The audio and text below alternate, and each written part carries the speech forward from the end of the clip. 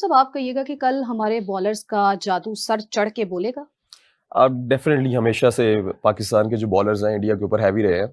और अगर आप अर्ली विकेट्स ले लेते हैं 1 से 2, स्पेशली शुभन गिल की बहुत इंपॉर्टेंट विकेट है। अगर आते साथ आप पावर प्ले में उसको आउट कर लेते हैं, और हमेशा मेरे ख्याल से सिर्फ एक वर्ल्ड कप में लास्ट जब शुभन गिल ने बहुत अच्छी फेंटी लगाई थी, अगर वो आते साथ कल उसको शहीन अफरीदी आउट कर लेते हैं तो ये बहुत प्लस पॉइंट हो जाएगा। उसके बाद आप इनके पास जो मेजर ऑप्शन है बैटिंग की, वो सूर्य कुमार यादव है। इज़ वेरी एग्रेसिव प्लेयर है, बहुत अच्छा खेलते हैं, 360 खेलते हैं। और उसके बाद आपके पास हार्दिक पांड्या एक स्ट्रॉन्ग बैट्समैन रहते हैं। तो मेरे नहीं ख्याल कि इतनी वो उनकी बहुत ही कोई एक्स्ट्रा ऑर्डिनरी स्ट्रॉन्ग टीम है। आप देखें जितने भी प्रीवियस मैचेस हुए हैं तो वन मैन शो होता रहा है विराट कोहली की तरफ से।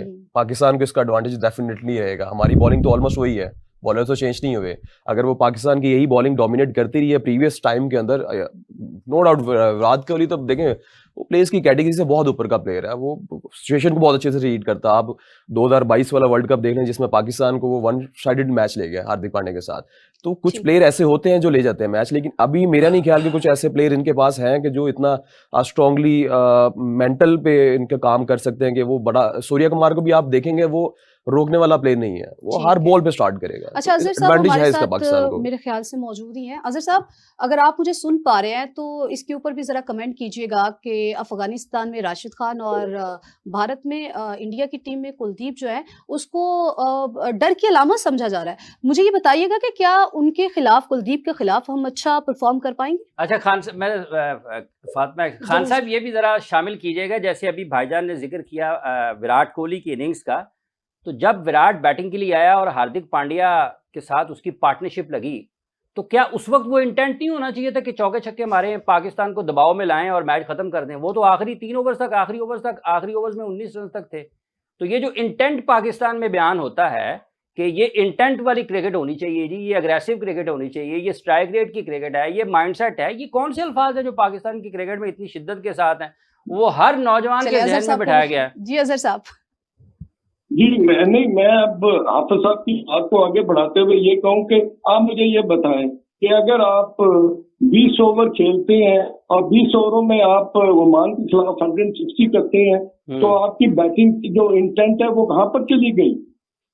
ये इसलिए कि अभी हाफिज साहब ने बड़ी अच्छी बात की है और टेक्निकल बात ये की है कि अगर आप समझते हैं कि पिच में बाउंस है, मूवमेंट है, उसमें साइडवेज मूवमेंट भी है, और ऑफ स्टंप पर अगर आप तेज बॉल करेंगे और हारिस राउफ को अगर आप एज ए शॉर्ट बॉलर इस्तेमाल करेंगे, तो क्या वो आपको 4 ओवरों में विकेट टेकिंग ऑप्शंस आपकी बढ़ती हैं या आपकी कम होती हैं? तो उसका मतलब है कि अगर आपके 3 सीटर्स खेलते हैं और 2 स्पिनर्स खेलते हैं, तो आप इब्रार अहमद पर ज्यादा रिलाई करेंगे रादर कि आप मोहम्मद नवाज तो डेफिनेटली खेलेगा, तो सुफियान मुकीम विल बी नॉट कंसिडर।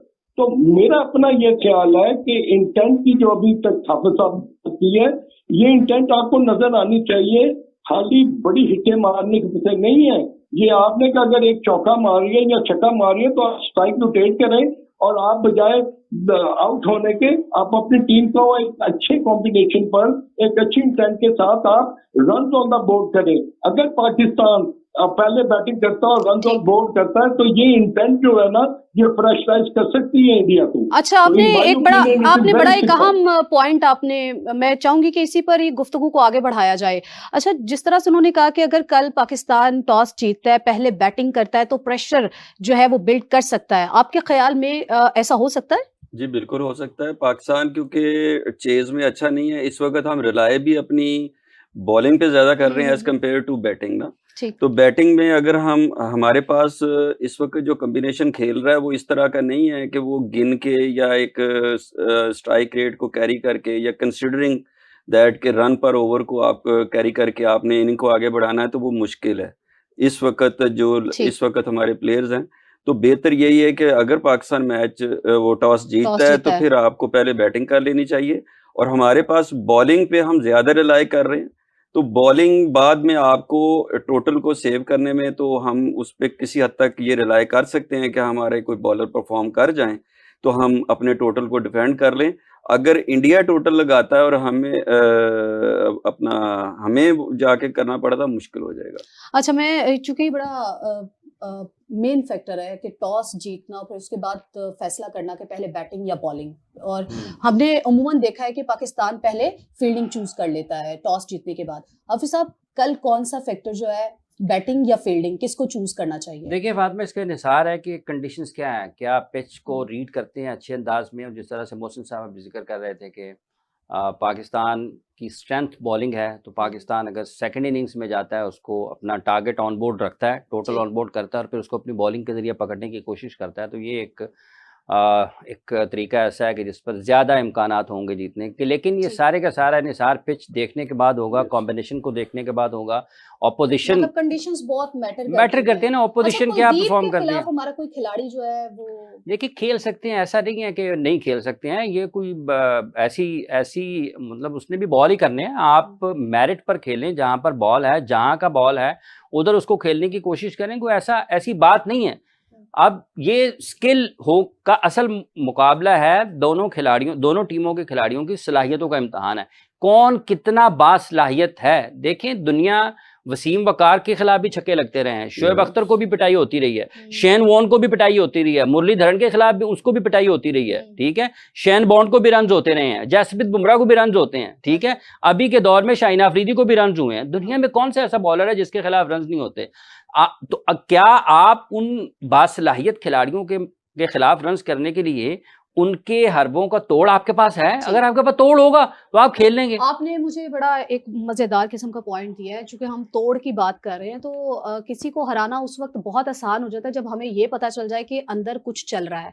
तो इंडियन टीम के खिलाफ भी कुछ खबरें गर्दिश कर रही हैं कि उनके अंदर सियासत चल रही है, तो ये एक फैक्टर हो सकता है उनकी हार? अब देखिए, फैक्टर तो डेफिनेटली हो सकता है कि वहाँ पे भी आपको पता है कैप्टनसी के इश्यूज होते हैं, और उनकी भी ख्वाहिश है कि इतना बड़ा इंडिया है उसमें कैप्टन बनने का हर बंदे का ख्वाब तो होता है, वो इश्यूज भी होते हैं, लेकिन उनके इतनी ज़्यादा नहीं होते पाकिस्तान में जैसे होते हैं टीम्स को लेके। मैंने अभी बात करे थे आप कंडीशन की, एक तो बारे में बात करूं, जो दुबई की कंडीशंस हैं ऑलमोस्ट सिमिलर होती है, कोई इतनी ज़्यादा चेंजेस नहीं होती है। अगर आप देखें वहाँ पे 160 170 रन इनफ होते हैं बोर्ड के ऊपर, अगर आप उसको अच्छे तरीके से उसको डिफेंड कर सकते हैं। पाकिस्तान की बॉलिंग है डिफेंड करने के लिए। और अगर आप कुलदीप की भी बात करें, 2 बॉलर हैं इनके पास, बुमराह और कुलदीप, अगर आप इनको विकेट्स नहीं देते डेफिनेटली इंडिया के लिए मुश्किल हो जाएगा। बाकी कोई ऐसा बॉलर नहीं है जो पाकिस्तान को तंग कर सकता है। पाकिस्तान मेरे ख्याल से इस वक्त बहुत अच्छी साइड है, वी नीड टू बैकअप। देखिए स्ट्रक्चर की बात करना, वो सारी चीजें, वो इश्यूज तो रहेंगे। अभी तक तो हमारे पास जो बेस्ट ऑप्शंस हैं, जो बेस्ट चीजें हैं सारी, उसके साथ तो आपके पास बेस्ट टीम है। मेरा नहीं ख्याल कि इसके अलावा T20 में कोई ऐसा प्लेयर है जिसको आप ऐड कर सकते हैं। बेस्ट टीम है। मुझे ये बताइए कि जैसे हम लोगों ने देखा कि माजी में बाबर आजम को बहुत ज्यादा बूम भी मिला, और अभी तक स्टिल जो देखने वाले हैं वो यही कहते हैं कि बाबर को होना चाहिए था या रिजवान को होना चाहिए था। ये बाबर और रिजवान की जगह पे चूंकि नए खिलाड़ी ऐड किए हैं, कोई उनमें से जगह ले पाएगा, उस खला को पूरा कर पाएगा? देखिए सबसे पहले तो ये है कि बाबर और रिजवान क्या खला हैं? खला नहीं, तो उनकी जगह, उनकी खला, मैं वो बात कर रही हूं, जगह होती तो बात नहीं कह रही। नहीं, उनकी जगह होती तो खेल रहे होते ना, उनकी जगह नहीं है तो वो जगह नहीं है। अपने टाइम पे उन्होंने खेल लिया बहुत। नहीं, देखिए मैं बात उस आपके सवाल का जवाब दे रहा हूँ। देखिए होता क्या है कि अगर उनकी जगह होती और वो इतने अकम्पलिश होते तो वो खेल रहे होते, वो इस वक्त टीम से बाहर ना होते। ये पॉसिबल नहीं है कि आप परफॉर्म कर रहे हो और टीम से बाहर हो जाए। हाँ, मतलब आप ये खुद मान रहे हैं कि परफॉर्मेंस के ऊपर टीम बिल्ड की गई है इस दफा? देखें होता क्या है कि जी आपने अपनी फिलॉसफी, जिसकी मैंने शुरू में क्रिटिसाइज कर दिया, वो आप साहब ने भी ये वही बात की है कि आपने अपनी इंटेंट, आपने अपना जो फिलॉसफी ऑफ गेम है वो चेंज कर दी है। ठीक है। उस फिलॉसफी ऑफ गेम में रिजवान और बाबर फिलॉसफी फिट नहीं हो रहे।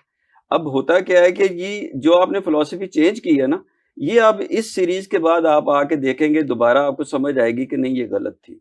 ये किसी भी तरह है ही नहीं है ना। मतलब आप एक प्लेयर है, फॉर एग्जांपल आप साहबजादा फरहान की बात करते हैं, वो डोमेस्टिक में 600 करके आ रहा है, आप उसे कह रहे हैं कि नैरो डाउन कर दिया आपने उसकी क्रिकेट के, आपने हिट मारनी है। भाई हिट ही मारनी है तो 400 का टारगेट दो, फिर 160 ही करने हैं तो फिर हिट क्यों कहाँ मारनी है? फिर दूसरी चीज है कि आपके पास स्किल है ना। मॉडर्न क्रिकेट की आप बात कर रहे हैं, आप बार बार, हमारा कोच और कप्तान क्या कहता है, मॉडर्न क्रिकेट। अब मॉडर्न का मतलब है कि आपकी स्किल इंप्रूव हुई है ना। चलें, अब ये तो कल के मैच के ऊपर ही छोड़ देते हैं कि कल का मैच आया स्किल की बेस पे खेला जाता है या फिर इंटेंट की बेस पे खेला